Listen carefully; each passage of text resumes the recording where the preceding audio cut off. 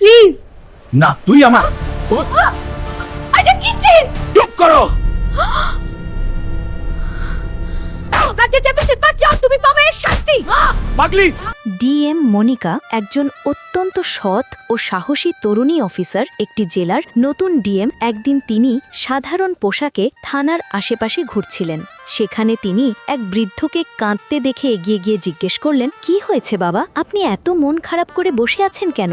বৃদ্ধ কাঁদতে কাঁদতে উত্তর দিলেন, মা, কিছু প্রভাবশালী লোক আমার জমি দখল করে নিয়েছে। থানায় অভিযোগ করতে এসেছি, কিন্তু বড়বাবু ইন্সপেক্টর টাকা ছাড়া মামলা নিতে চাইছেন না। মনিকা তাকে আশ্বস্ত করে বললেন, চলুন বাবা, আমি আপনার সাথে গিয়ে অভিযোগ করানোর ব্যবস্থা করছি। থানায় গিয়ে মনিকা যখন বৃদ্ধের হয়ে রিপোর্ট লিখতে বললেন, তখন ইন্সপেক্টর রঘুবীর সিং ধমক দিয়ে বললেন, তোমাকে কতবার বলেছি, টাকা ছাড়া এখানে কোনো কাজ হবে না, যাও 10,000 টাকা নিয়ে এসো। মনিকা শান্ত গলায় প্রতিবাদ করে বললেন, স্যার, আইনের বইতে তো কোথাও লেখা নেই যে অভিযোগ করতে টাকা লাগে। ইন্সপেক্টর রেগে গিয়ে বললেন, এই মেয়ে, বেশি জ্ঞান দিতে এসো না, এখানে আইন আমি। ইন্সপেক্টর আরও ক্ষিপ্ত হয়ে চেয়ার ছেড়ে উঠে এসে চিৎকার করে বললেন, আমাকে হুমকি দিচ্ছিস? দূর হয় এখান থেকে, না হলে এক্ষুনি তোকে লকআপে ভরে দেব। মনিকা এবার কড়া স্বরে হুঙ্কার দিয়ে উঠলেন, হাত নামিয়ে কথা বলুন ইন্সপেক্টর, এই থানা আপনার বাবার সম্পত্তি নয়। ইন্সপেক্টর যখন তাকে গ্রেফতার করার আদেশ দিচ্ছিলেন, ঠিক তখনই মনিকা বলেন, কারো সাহস আছে আমাকে ছোঁয়ার? আমি এই জেলার নতুন ডিএম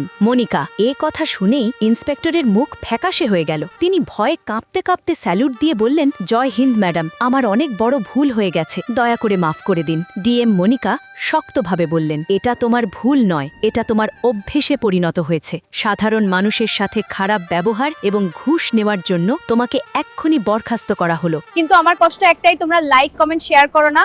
আমাকেও আমার কাজকে ভালোবাসলে ভিডিওটি শেয়ার করো।